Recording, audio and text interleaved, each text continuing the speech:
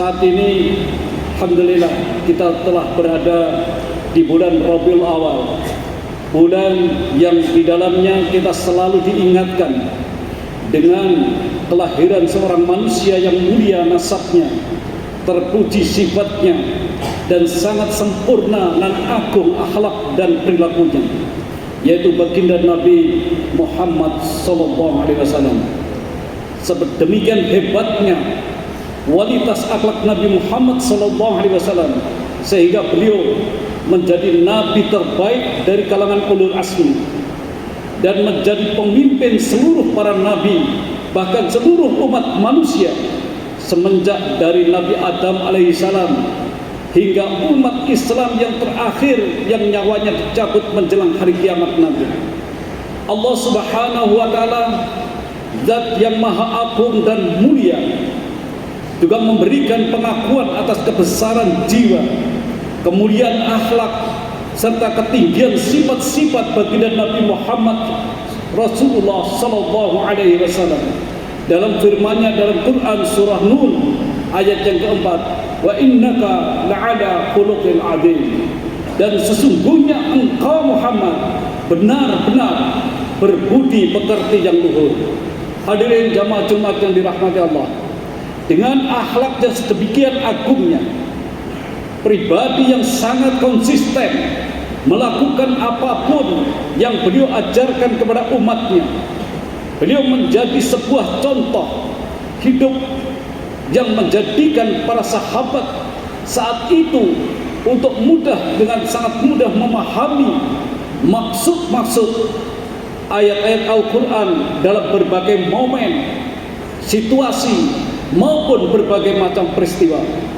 Selain itu, saudaraku sekalian dirahmati Allah, karena kuatnya konsistensi Nabi Muhammad SAW terhadap ajaran Al-Quran, menjadikan beliau menjadi contoh hidup bagaimana mempraktekkan tuntunan Al-Quran dalam lingkup pribadi, keluarga, masyarakat, negara, dan baik dalam situasi perang maupun dalam situasi damai. Demikian pula saudaraku sekalian yang dirahmati Allah, dalam hal berinteraksi dengan non-muslim, baik sebagai non-muslim tersebut sebagai pribadi atau individu maupun komunitas dan negara, semua itu menjadi tuntunan dan teladan yang harus kita ikuti. Bahkan meneladani Nabi SAW merupakan salah satu dari bukti terkuat dari keimanan dan kecintaan kita kepada Allah Subhanahu wa taala. Allah Subhanahu wa taala berfirman, "Laqad kana lakum fi Rasulillahi uswatun hasanah liman kana yarjullaha wal yawmal akhir wa dzakarallaha katsiran." Sungguh telah ada pada diri Rasulullah itu suri teladan yang baik bagimu, yaitu bagi orang-orang yang mengharap rahmat Allah dan kedatangan hari kiamat, dan dia banyak menyebut Allah. Quran surah Al-Ahzab 21. Dalam ayat yang lain, di surah yang lain, Allah Subhanahu wa taala juga berfirman, "Qul in kuntum tuhibbunallaha fattabi'uni yuhibbukumullah wa yaghfir lakum dzunubakum wallahu ghafurur rahim." Katakanlah Muhammad, jika kamu mencintai Allah, ikutilah aku, niscaya Allah akan mencintaimu dan mengampuni dosa-dosamu. Allah Maha Pengampun lagi Maha Penyayang. Ali Imran 31. Ma'asyiral muslimin yang mulia dan bahagia, orang yang mencintai Nabi Muhammad SAW pastilah akan meneladaninya dengan sebaik-baiknya. Semakin besar cintanya kepada beliau, maka semakin kuat dan lengkap pula bentuk-bentuk meneladaninya. Ma'asyiral muslimin rahimakumullah, Nabi Muhammad SAW adalah pribadi yang sempurna dalam imannya dan akhlaknya, sempurna dalam muamalahnya atau interaksi sosialnya, dan sempurna pula dalam kepemimpinannya. Oleh karenanya saudaraku sekalian, Allah Subhanahu wa taala menjadikan baginda Nabi Muhammad sallallahu alaihi wasallam sebagai teladan yang menyeluruh dan sempurna. Oleh karenanya, mari kita teladani beberapa aspek dalam diri Rasulullah sallallahu alaihi wasallam. Yang pertama adalah teladan dalam ibadah. Nabi sallallahu alaihi wasallam adalah teladan sempurna dalam masalah ibadah kepada Allah Subhanahu wa taala. Beliau banyak beribadah tidak hanya di siang hari saja, tetapi di malam hari pun tetap melakukan ibadah sebagaimana digambarkan oleh istri tercinta beliau Aisyah radhiyallahu anha, bahwa suatu hari Nabi sallallahu alaihi wasallam biasa bangun malam sampai salat malam, kedua telapak kakinya sampai terpecah-pecah, dan bahkan ketika itu Aisyah bertanya kepada Rasulullah, "Wahai Rasulullah, mengapa Anda melakukan semua ini? Padahal Allah telah mengampuni dosa-dosa Anda yang telah lalu maupun yang masa akan datang." Beliau menjawab, "Tidaklah semestinya aku menjadi hamba yang bersyukur." Jadi ibadah, contoh ibadah yang diberikan oleh Rasulullah SAW kepada kita adalah dalam rangka kita mensyukuri Allah Subhanahu wa taala atas nikmat yang diberikan dan karuniakan oleh Allah Subhanahu wa taala ini.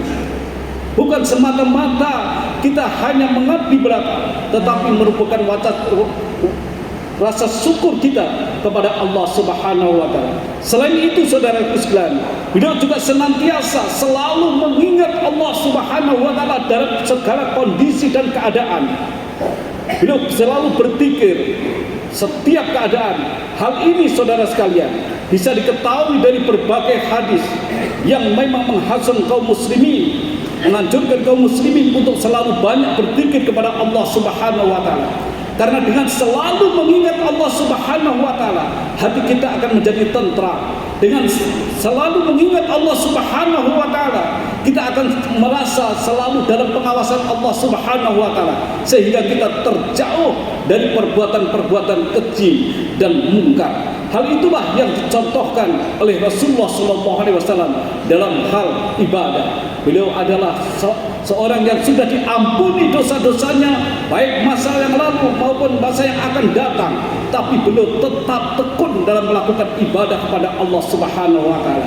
Hal ini karena memberikan contoh kepada kita bagaimana kita mengabdi kepada Allah dengan sesungguh-sungguhnya. Ma'asyiral muslimin yang mulia dan bahagia. Teladan yang kedua adalah dalam bidang akhlak dan sifat Nabi. Mengenai akhlak, maka Rasulullah SAW cukup gambaran dari Aisyah radhiyallahu anha tentang ketika Rasulullah SAW disebutkan oleh Aisyah bahwa akhlak baginda Nabi itu adalah Al-Quran. Hal ini sebagaimana diriwayatkan bahwa ada beberapa orang sahabat bertanya kepada Aisyah mengenai akhlak Rasulullah SAW. Aisyah menjawab, "Kana qulubuhul Quran." Akhlak baginda Nabi adalah Al-Quran. Maksud dari hadis ini saudaraku sekalian, sebagaimana dijelaskan oleh Abdul Qadir As-Sagaf, Syekh Abdul Qadir As-Sagaf, adalah akhlaknya itu sedemikian sempurna sebagaimana digambarkan dalam Al-Quran di setiap jenis akhlak. Beliau melaksanakan apa yang Allah Ta'ala perintahkan dalam Al-Quran, tidak melanggar apa saja yang Allah larang dalam Al-Quran, baik berupa perkataan maupun dalam hal perbuatan, janji maupun ancamannya, dan seterusnya. Jadi saudara sekalian, akhlaknya adalah apa saja yang terdapat di dalam Al-Quran, dalam segala hal yang dipuji dan disebutkan, diserukan untuk berakhlak dengannya.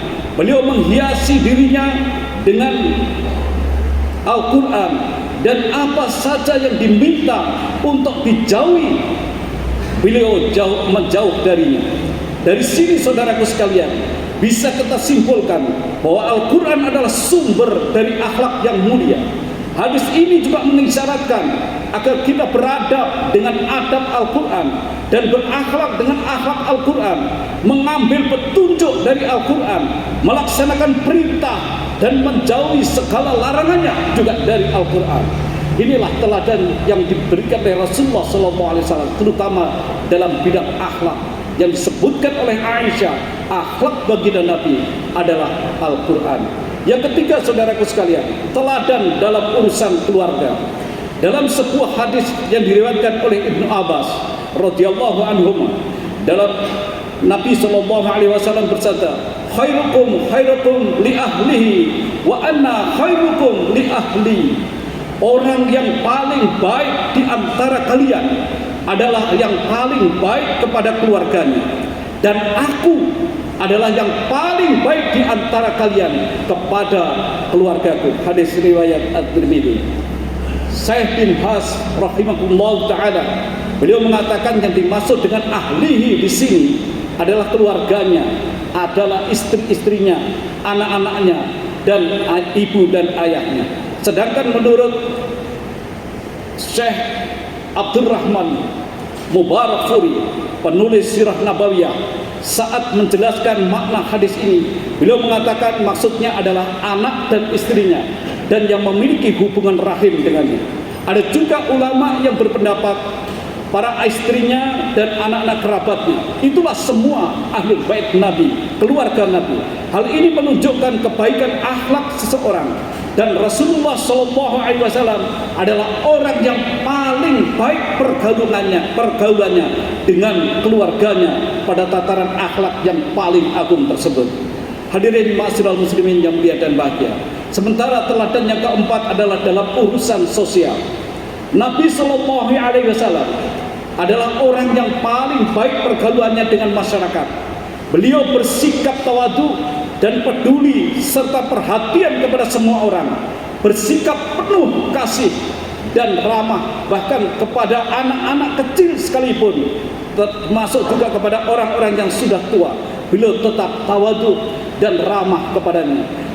Bila ada yang bersalaman dengannya, maka beliau tidak pernah menarik tangannya sebelum orang itu menariknya. Bila sedang bertatap muka dengannya, seseorang tidak pernah memalingkan wajahnya sampai